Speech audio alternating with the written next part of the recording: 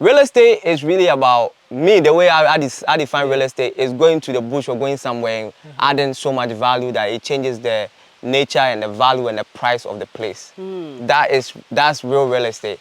And I have to commend the Aqua Safari guy, Safari Valley in this case. Because it's the same person. It's the same person. I see. Hello guys, and welcome back again to another amazing episode. And as you guys already know, it's a Diaspora Transition episode.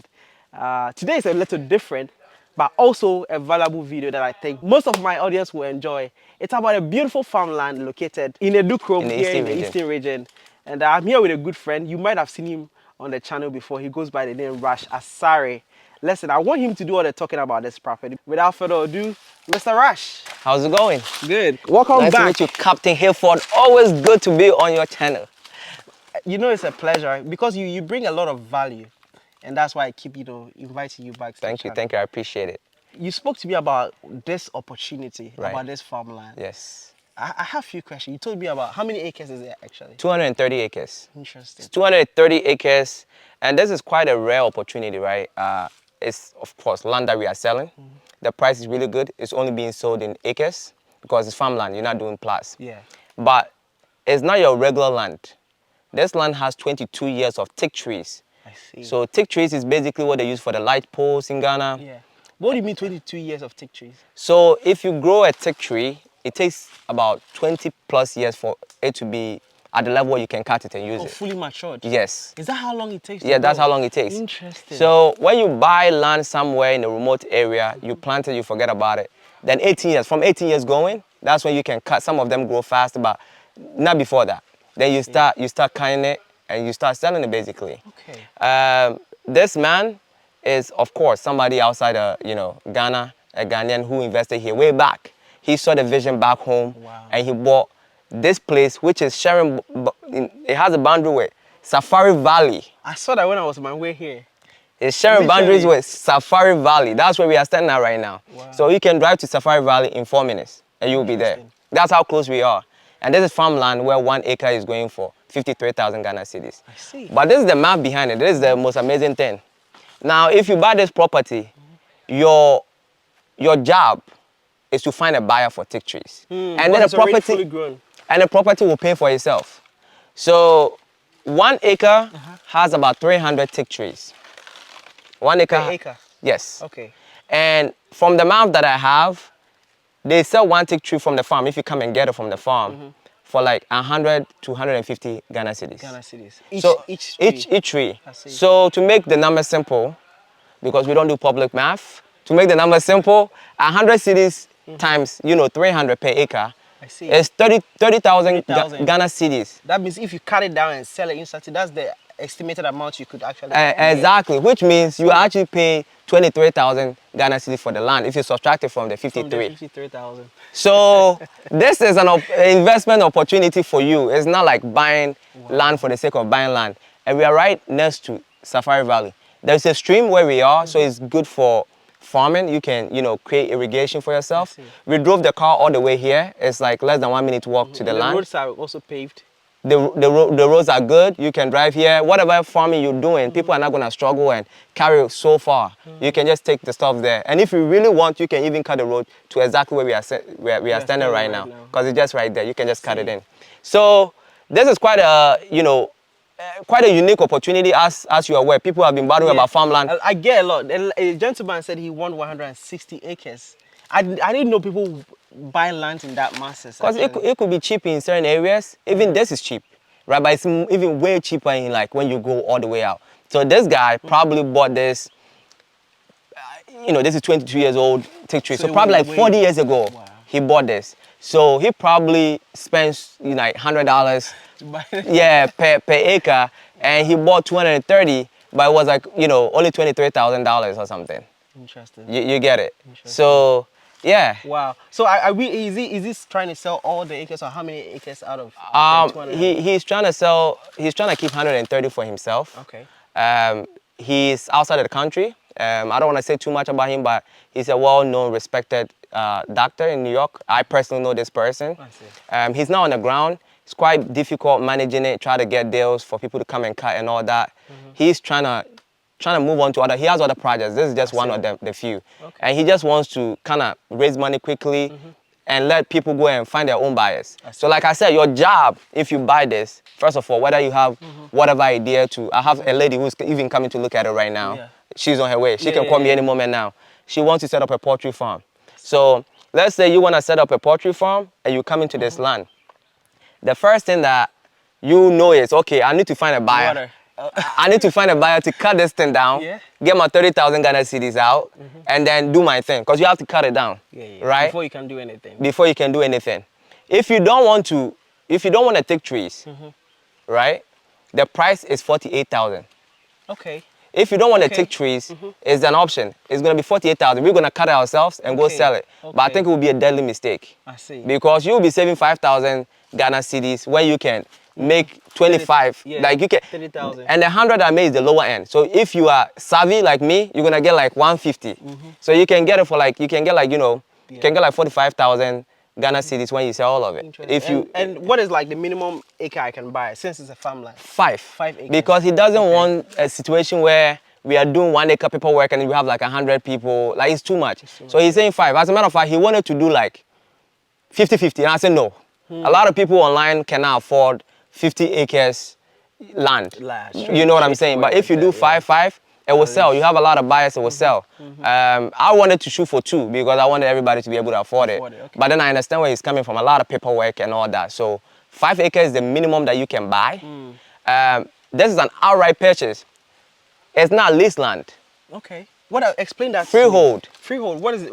Explain it. A lot of people are fighting over freehold land now because back in the days there was leased land that was freehold. He's bought this long time ago, so he has freehold interest and he's not trying to lease it to anyone.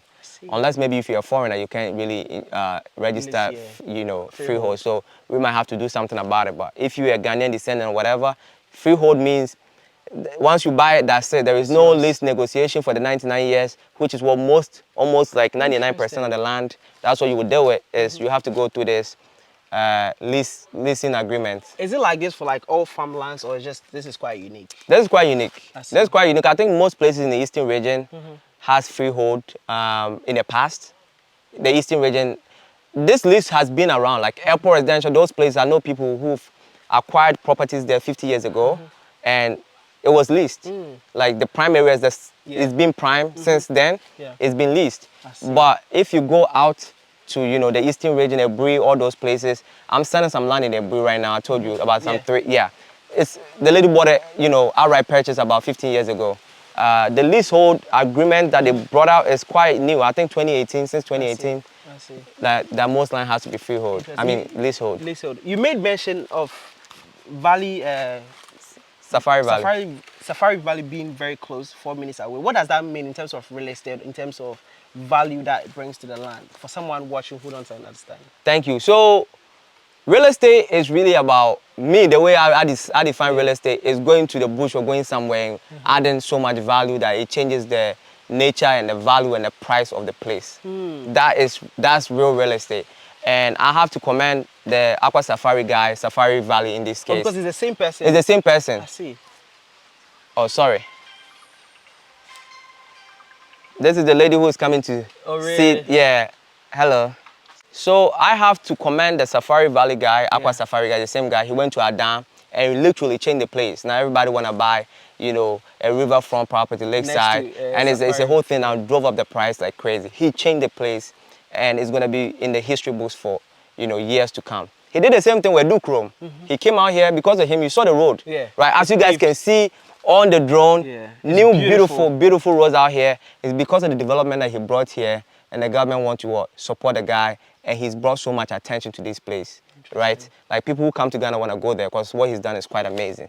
So this land is literally right there, sharing.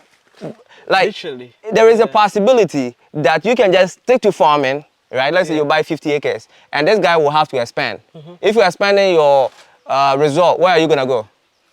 Next to you. That's the only way. So they'll probably buy from you. There you go. You cashing out. That's you cashing out, or you can just be a copycat, right? There is Coca-Cola and there is Pepsi. You can be like, this Aqua Safari guy, he's right next there to me, he's doing this and that. Get some investment, do something similar. Call it what? Safari something. And Safari Mountain. you might not get the same amount and customers as him, but you're gonna eat as well. So, I mean, the possibilities are endless. Farmlands is really about access to water, which we have. It's a stream, you just have to dig it deeper. And, you know, you have the opportunity of this. It's free land in a way.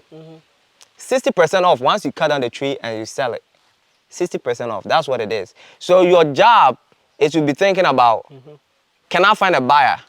Are you good at approaching, whether that's ECG, the people who buy Teak Trees, right? Are you good at sitting down on the table? I know I am, which is why I'm taking some acres out here as well. Oh, you buying some for yourself? Yeah, of course. How many are you getting for yourself? I'm thinking 10 right now because I got some projects to do, 10. But if I can get 20, 50, I will do it. Interesting. Yeah. Because, I mean, once I cut this down, it's free. Is key. Location, I can drive Regardless here. of the tech, I think the location is very, automatically, Safari Valley brings value. Valley brings value to the location. I would have done it anyways because it's freehold, 1. 2, I know this guy. I've seen the documents. It's as clean as it gets. You know, this is like a really high level person. I know him, my father knows him, right? He's a surgeon. Like, it's peaceful out here. You know, there is a structure here. There's ECG that just end right there. Safari Valley Road is just there. Like, I would do this and put like a little cabin or something here, and then have a little farm where you come to chill, have your peace of mind. When we were walking, you were like, this is so peaceful. Why do we want to go to Accra? That's what I said. And I so said, it makes me feel like I want to sleep. Yeah, maybe I can just, you know, quit life, come and live here with my wife, and have 15 kids like the old days, and buy more land. Yeah. You know? It's beautiful. I like it. I mean, I know people watching would see the value in the land. Yes. So if you've been looking for farmland, right? A lot of farmlands, you cannot access it with car. A lot of farmlands you can't. You got to spend a lot of money to make it accessible. This is not the case. It's already done for you. And not a lot of farmlands will you find value like the teak tree on there to cut. Not a lot of farmlands that you have. It will take you 5 minutes to drive to a resort. When somebody, you know, you are doing well for yourself, that's where you're going to have lunch. How many farmlands can you do that with? So, I mean, this is a unique opportunity. The price is more than fair to me, and especially if you're a Ghanaian or Ghanaian heritage, you can get that freehold, which is rare to come by now, right? So, I mean, I'm sure you're going to leave the link in the description below for them. I'm going to leave the details in the description, right? Reach out to him if you want to make a purchase and there's someone coming. Good afternoon. If you want to make a purchase, you want to even inquire about a property, reach out to him, link in the description. Let's speak about why most people don't focus on farming, and it's not really a conversation that most people have these days. We are only, when you think about investment, we are thinking about building. No, farming too, there's money in there. I mean, we eat, right? We eat down here just like everybody else. There is absolute money in farming, and not everything in farming is eatable. Like this, like the teak trees. We can't eat it, but it's for something else. So farming goes from, you know, livestock to, you know, vegetables to stuff that takes 20 years. This thing is like 18 years, but you are hands off. Once you plant it, it doesn't require a lot of, you know, attention. It grows on its own. So farming is something that's diverse. You were asking me earlier, how long does it take for a mango tree to be fully? And I said about 5 years. 5 years. So then you have vegetables some vegetables that could take like 3 months for turnaround. So farming, you have to master it, right? The way the world works is we have been incentivized as Africans to look at farming as something for the poor. And it wasn't the case way back in the days. It has been deliberate that they've brainwashed us that a lot of people look down on farming. Can you imagine all the, you know, herbal land and the vast land that we have? Africa import about like 70% of their food. That's crazy though. All the things that can actually be grown here. So the opportunity is endless. And I actually know people who come here and farm, and they are very, very, very, very, very rich. There's greenhouse farming now. People can even grow strawberries here in Ghana because you can put... You told me that. I didn't think strawberry was possible to... You know. It's not, but if you have a greenhouse, you can control the environment to be just like wherever that thing can grow. Oh, wow. That's what greenhouse farming is. Interesting. Yeah, so they turn... If the temperature is like this, that's what they will regulate it to be. So yeah, they manipulate it. And then it grows. Yeah. So interesting. A lot of people are looking into farming though, like especially people in the diaspora. When they come, they want to look into farming. Like this lady who just called, she's trying to, you know, set up a poultry farm as part of her plans. And I've had people who've reached out. Usually, it's the land that they are looking for, which is why we are here. And also, some people just don't know how to go about it. So you just have to educate yourself about it. But there is absolute money in farming, and it's also a great way of protecting your land. And you know, if you want to practice land banking and sit on your land for a long time, like this guy, he has teak trees on there. So that's how you use it to protect. I see. You get it? Yeah. Interesting. Yeah. Interesting. I've learned a lot. I know you guys are interested. Go down in the description, reach out to him, and grab yours now before it's sold out because he's going to buy some. I'm definitely buying some. Yeah? Yeah, All I'm right. buying some. I have a few questions for you, but before I do that, let's just, show me around and Right. So, take it from there. 230 acres. Yeah. We can obviously not work the whole thing. So why did they choose this type of tree to be the light pole? Is it very strong? It's strong. When you treat it, you know, trees tend to, they tend to rot. It doesn't take, it doesn't take long. It tends to rot, and they realize that it's not just for light pole. They use it for hardwood too. Wood. Yeah, hardwood. For building. For like tables and stuff like that. You could use it for chairs. You could use it for a lot of things. It's hardwood. Like the quality is really good. They chose this. Although they treat it, they treat it before they plant it. It can stand there for many years without it rotting. The average tree will rot. If you cut it, it will rot. And then, you know, there's light posts and stuff. So it's dangerous when it rots and it goes down. So that's why they picked this in particular. It's the best that you can use all across the world. This is what's used. Used for the light pole. Yes, yes. Interesting. It's either that or they go concrete, but this is it. If you want to go for. This takes patience, you know, to be able to wait for 20 years. Hey, that's how people made money back in the days. Yeah. But you gotta understand, that's not the only thing he's doing. Okay. So plant it, forget it, right? So here's like, okay, some people buy land and they just hold the land for 20 years without doing anything on it. So he was like, instead of waiting, let me put this on there. I did the math on it for the 230, and it's good money. Yeah, you know, it's good money. You're looking at almost $1 million in teak trees. Interesting. Yeah. So, you know, people save their whole lives to, you know. Wow. Yeah. This is a long-term game. Interesting. How quick can someone get ready and start working on this land if they purchase the example this week? This is, as you are aware, this is my first time here. Now I have to be the one to do the paperwork. I spoke to the guy today. He's outside. He's in New York, like I said, very busy man. So I'm going to be the one to do the paperwork. The first buyer might have to wait for like maybe a month and a half because we are doing the indenture from scratch. But after that, we'll have the blueprint of the indenture. The same thing. We just change the coordinates and your name. So, but the first initial one might take, so you might wait for like maybe a month and a half to get your paperwork, the first person. Okay. But thereafter, it's probably going to be like, More you know, faster. a week here, 10 days, what I usually do with all my lands now. The first indenture is always the one that we have to pay attention to, all the details and all that. And from there, we just replicate, change the name, and then, you know, get the ball rolling. When it comes to farming, you were a farmer. You had a pineapple farm. That failed. That failed. Yes. Do you want to share that story? Because I watched your YouTube channel Yeah. and then you share a bit of that. Yeah, Can yes. you talk to me about that? That's the reason why I actually want to also get some here, because I have farmed before, but I never owned farmland. Okay. I own one right now that I don't have the paperwork to. Yeah. I have the paperwork, I haven't registered it. And I'll get to the story. I rented 2 acres to do a pineapple farm and see how lucrative it can be. And the pineapples, every time you harvest it, it multiplies. So you can start with 24,000 pineapples, which is what I did. And after the first year, you can plant like 60. And after the second year, you can plant like 120. And you can just keep expanding. The only thing you need is land. So after the first 2 acres, the first year you might go in the negative because of the sockets that you have to buy, which is the pineapple thing that you plant. I just, mathematically wise, because I'm very analytical, I can see that year 2 and year 3 is going to be good. But I know how Ghanaians can be greedy. Like if you're renting a land and now your business is doing well and he said, okay, I'm not renting it anymore. Where do you take your suckers to? So I immediately thought, okay, maybe I need to buy my own land. So owning the land is very important. It's very important. So I went to try to buy land, which went well. I got my paperwork, everything. But then I came to find out that they're fighting over this land and somebody is also trying to register it. It's a bigger portion. I just happen to be a part of it.